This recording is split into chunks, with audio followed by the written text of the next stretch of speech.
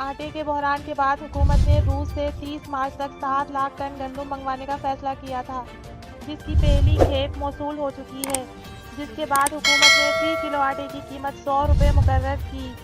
इससे ज़्यादा कीमत पर आटा बेचने पर सख्त कानूनी कार्रवाई की जाएगी। आटे के बहरान के बाद कीमत 150 से 170 रुपये फी किलो तक पहुंच गई थी, मगर रूस से दरामद की गई गंदम की पहली खेप पहुंचने की खबरों के साथ ही आटे की कीमत में तेज़ी से कमी आना शुरू हो गई और आटे की फी किलो कीमत में आज ही 40 से 50 रुपये तक कमी आ गई है।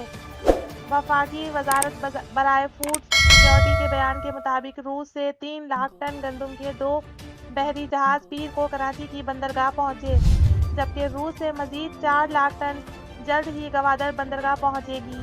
पाकिस्तान को 3 करोड़ टन गंदम सालाना ज़रूरत होती है, मगर इस साल पैदावार 2 करोड़ 70 लाख टन हुई।